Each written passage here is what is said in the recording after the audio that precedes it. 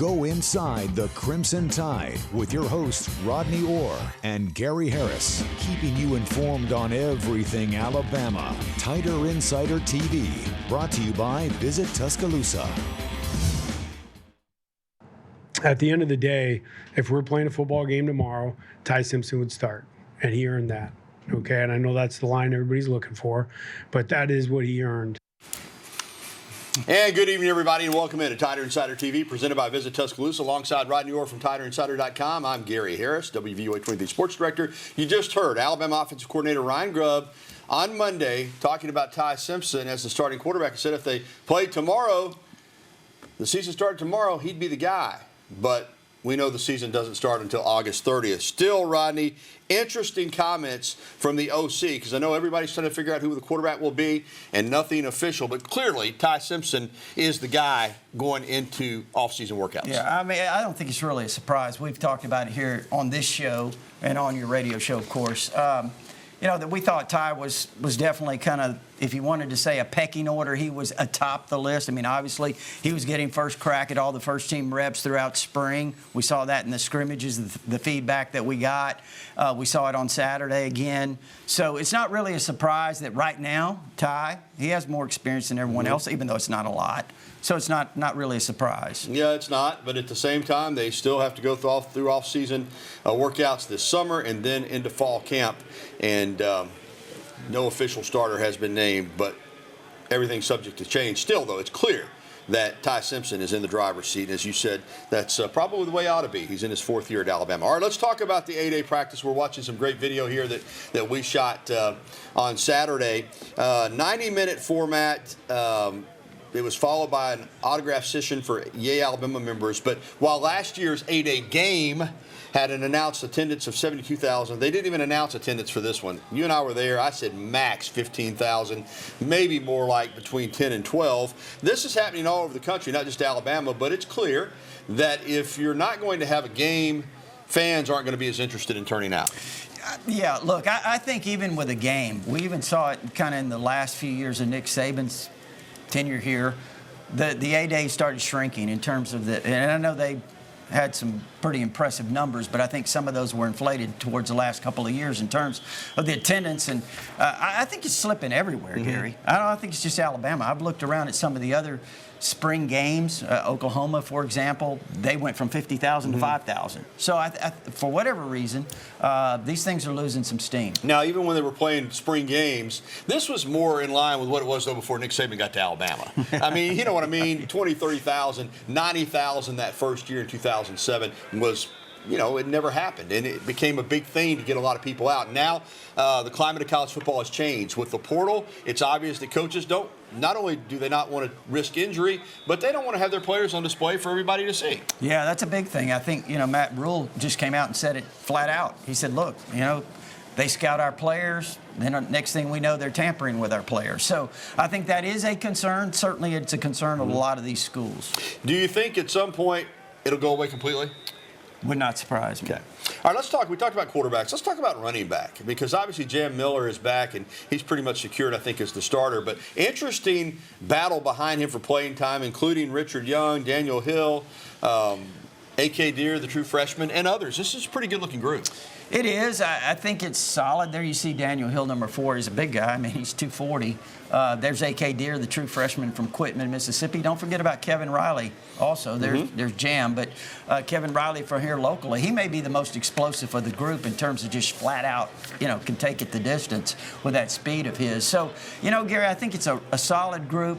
I do think, too, look, I think the way the offense is going to change a little bit. You're going to have less quarterback runs. You know, you're not going to have that threat there with Jalen Milroe. I think now all of a sudden the emphasis shifts a little bit more towards a traditional running back carrying the load in the run game. So maybe we see a little bit more of a Jam Miller. All right, we'll get to the wide receivers in a moment. Let's get to the defense, though. And we've talked about a lot of the back-end guys, secondary, really impressive group up front on defense. But a guy that a lot of people are excited about, and it's taken a while, but Keon Keeley has, you know, he's bigger now.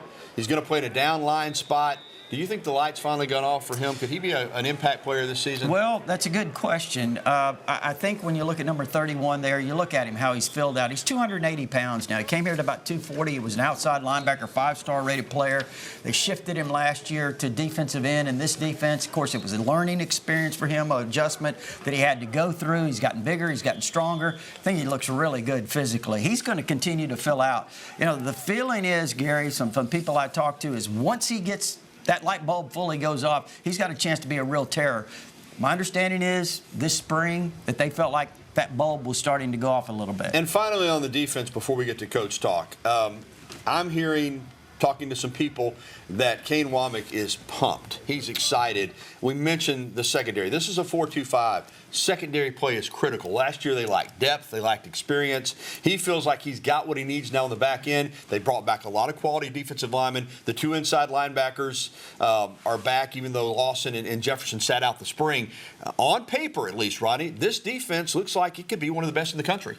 Well, I think they are really excited. You talked about the guys up front. You got James Smith, L.T. Overton. These guys are really highly touted players. Tim Keenan's one of the top defensive tackles. If you want to kind of look at the top 5 or 6 in the country, he's a guy that's rated among that. You mentioned the inside linebackers when Lawson and Justin Jefferson are here. I think they built some depth this spring with some of the guys that got opportunities. The secondary, I think when you look at that secondary, Nick Saban had some great secondaries in terms of talent. I think this is a secondary with a lot of young talent.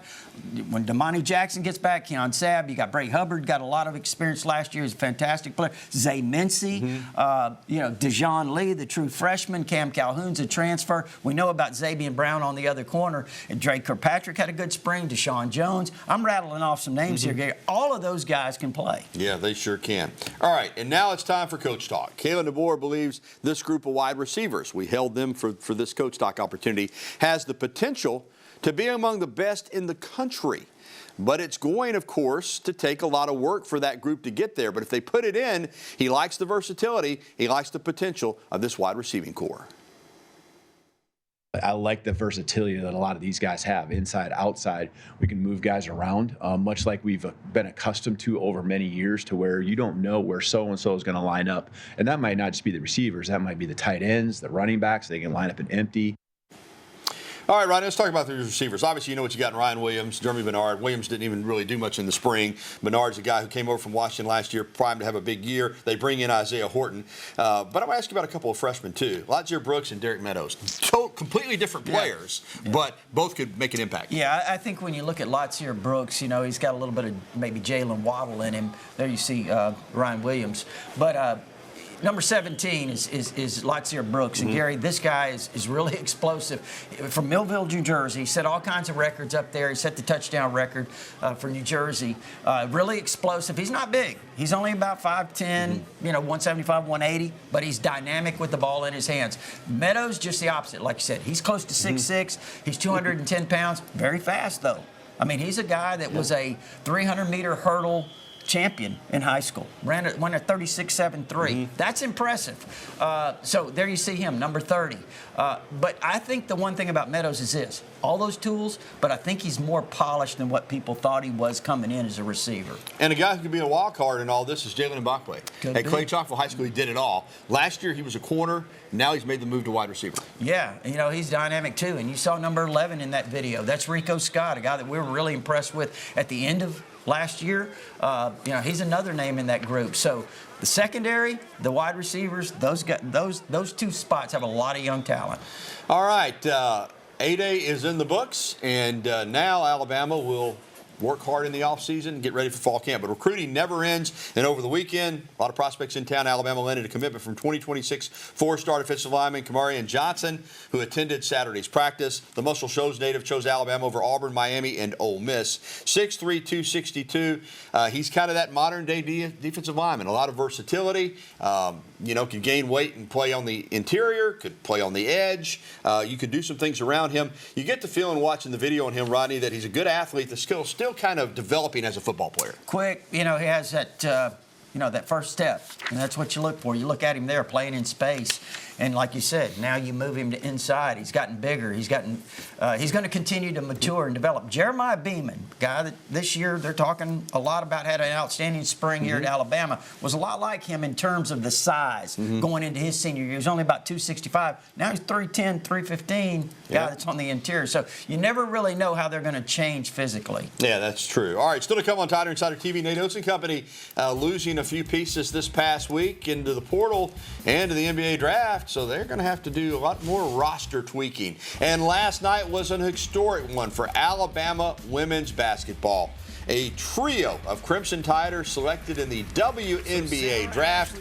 Boy, it was something special. That was a really good team Alabama had. We will have details on that. And we'll be getting your phone calls, emails, and tweets in just a little bit. That phone number is always 205-348-WVUA. That's 348-9882. Or go ahead and email us at the address on your screen, TITV@WVUA23.com. We'll be right back with the only show that takes you inside the Crimson Tide, Tider Insider TV.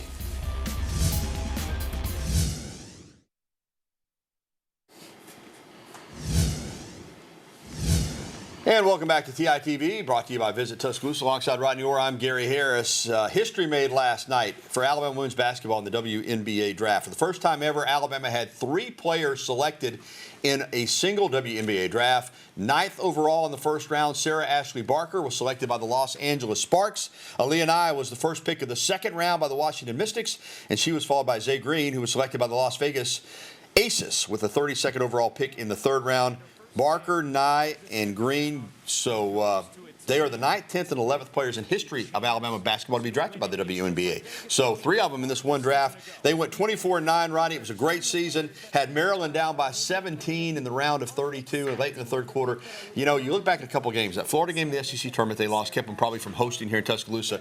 Then having Maryland down and losing in overtime when Barker went for 45 points. They win that when they play South Carolina in Birmingham. And it wouldn't have shocked me if they'd have given them a game. As good as that team was, you just still feel like they should have gone a little further. Yeah, they could have, but when you get in that, like you said, the tournament, Maryland's a really good team, and hey, they gave South Carolina all they wanted. They absolutely did. All right, let's move on to the men. Freshman point guard LeBaron Philon is going to enter his name into the 2025 NBA draft. He announced that on a social media post. He put a farewell message out on Instagram, writing, "I cannot wait to start the next chapter of my life." This past season, Philon averaged 10.6 points, 3.3 rebounds, and 3.8 assists while shooting 31.5% on three-pointers, named to the All-SEC freshman team. Listen, this is probably prepared for by the coaching staff. You would have liked to have had him back. You'd have loved to have had him back. But this was his goal. His goal, I think, was to come in and play 1 year, much like J.D. Davidson, and go on to the NBA. Yeah, Wish him well. Yeah, sure seems that way, and you're right. Gary had a really good year, and the question is, how do you replace him now?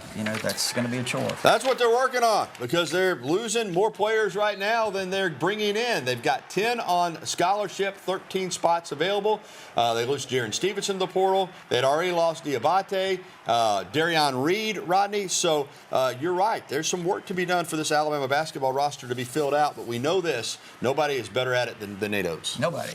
You're right. I mean, he can put a roster together. He did it last year. Yeah, he's going to have to. Got 3 spots open, like I said. Still to come on TITV, your phone calls, emails, and tweets. And also, we're going to have the exciting walk-off win against No. 2 Oklahoma by Alabama softball. It was something special last night at the Rhodes House, all weekend, really. And as I said, phone calls, emails, and tweets are coming up, and we're going to get to them. 205-348-9882. Hey, the phone callers are back, Rodney. I understand they're lining up for us tonight.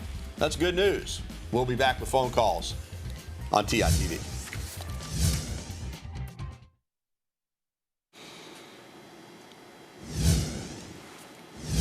Well, it's definitely been an up-and-down season for Alabama softball this year, particularly in the SEC. But I tell you what, magic at the Rhodes House over the weekend. Saturday, Sunday, Monday, Alabama lost a tough one on Saturday. They had a 1-0 lead going to the 7th. Bounced back and won on Sunday. Then last night, the sensational freshman Audrey Vandergrift. Remember her brother Brock played quarterback at Georgia and Kentucky. She's a great athlete. She hit the first pitch she saw in the bottom of the 8th, the opposite way, walk-off home run. Alabama wins the game 2-1. They win the series over the 4-time defending national champion, No. 2 ranked Sooners. Rodney, you just feel like this is going to build momentum, and this Alabama softball team goes to Gainesville this weekend, but you have a feeling, watching this team, they've turned the corner. Well, let's hope so. I mean, look, that's a huge series there. I mean, we talked about Oklahoma and Texas, too, coming in terms of softball and how they kind of felt like they would maybe dominate. But They got a little taste of it last night. And they got some great pitching over the weekend, too, man, against that powerful Oklahoma lineup.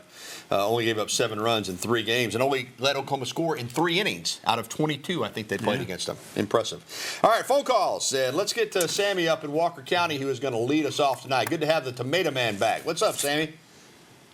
Thanks, Gary. Rodney, great job, guys.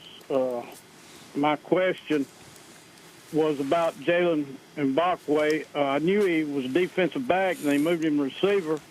I think DB was where his greatness lies, but is there any chance they'll move him back? Thanks, guys.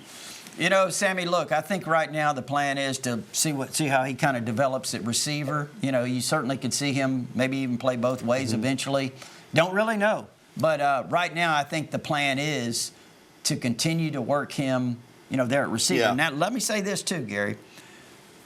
A guy like Jalen Mbakwe, here's where he's really valuable. You've got 3 quarterbacks.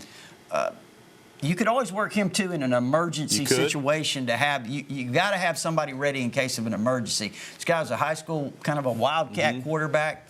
So that'll be interesting to see if maybe when you get into August camp, if they just give him a little package in the event that it's an emergency. All right, thanks for the call, Sammy, in Walker County. Let's go to line 2, Dale in Moundville. Hey, Dale.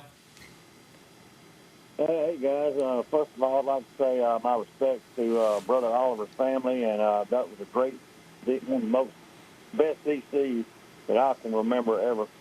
But I was at the A-Day game Saturday, and I noticed we had some really great DBs, but there was one player that just popped out to me, Derek Meadows, the receiver. Nobody could seem to cover him. He was just open every time I looked up. He was big, tall, and fast, just outrunning everybody. What's y'all's thoughts on that? Yeah, thank you, Dale. We're going to get to Brother Oliver and his passing in just a few minutes. But, Rodney, you already mentioned Derek Meadows, but, yeah, he's an impressive physical specimen. I thought he had a really good day. I really did. I mean, I thought he made some really outstanding plays, catches in the setting that they were in. I mean, they were doing 1-on-1, 7-on-7s, a little bit of 11-on-11. But he made some good catches, Gary. There were some real competitive battles with those defensive backs. Now, I really like Derek Meadows. So I think whether the level of contribution he'll make this year remains to be seen, but I wouldn't be surprised if he's a guy that's a key contributor. All right, still to come on this edition of Tider Insider TV. The Alabama baseball team failed to close out its series against Mississippi State on Sunday. We'll have more on the Tide's slump here that's hit in the last couple of weekends. Plus, more phone calls, emails, and tweets, including your email of the day. 205-348-9882 is the number. We'll be right back after this timeout.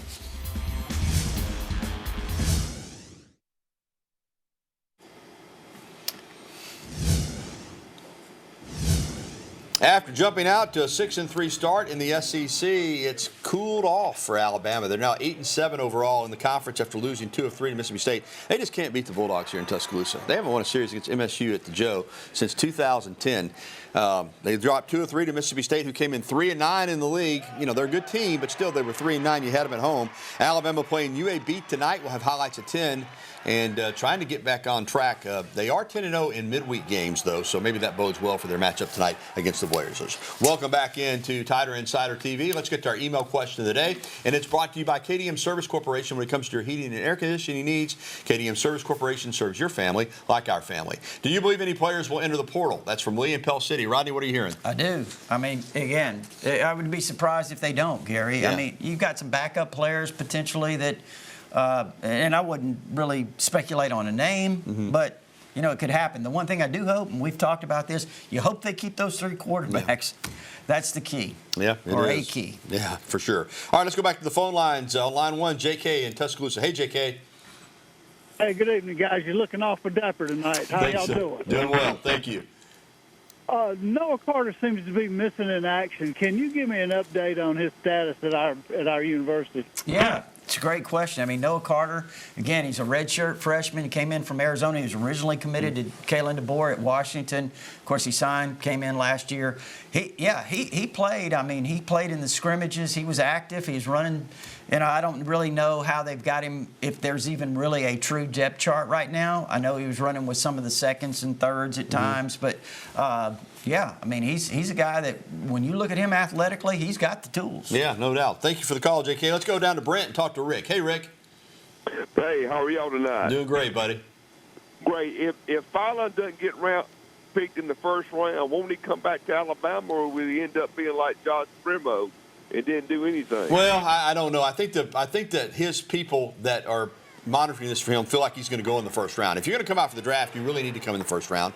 Now, the only reason Primo wound up in the situation he was an off-the-court incident. Now, he could wind up like J.D. Davidson on a two-way contract. Now, let's pass this along. J.D. Davidson now has signed a 2-year contract with the Celtics, so he's going up to the big team. But he is confident in his ability, Rick. I hope it works out for him. I would have liked to have seen, personally, him come back for another season here at Alabama, but he feels like he's ready to go. He's got Coach Oates' support as Alabama fans. I just think you have to pull for him to make it happen in the NBA. All right, thanks for our phone calls and emails. We're going to come back with more TITV right after this on a Tuesday night in Tuscaloosa. Stay with us.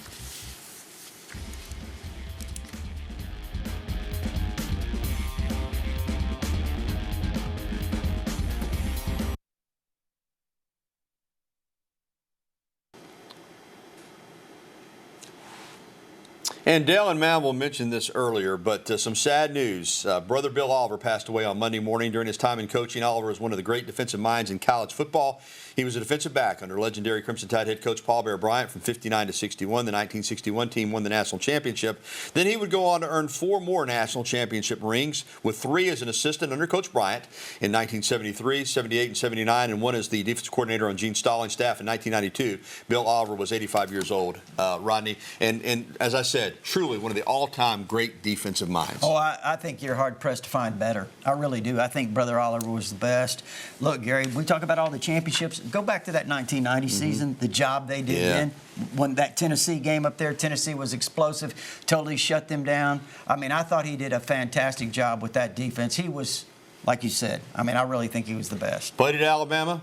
Coached at Alabama twice, coached at Auburn twice. Yes, he did. And really is respected by both fan bases. He is, yes. So he was a good one. All right, that's going to do it for this edition of Tider Insider TV, presented by Visit Tuscaloosa. Catch a replay tonight at 10:30 or anytime at WVUA23.com. We're going to leave you with the Alabama gymnastics team at the Crimson, as the Crimson Tide departed for Fort Worth, Texas today at the Tuscaloosa Airport. They're going out to the National Championship semifinals. Alabama competes in Session 1 on Thursday afternoon at 3:30 on ESPN2. For Rodney Orr, I'm Gary Harris. Thanks for watching, everybody. Good night.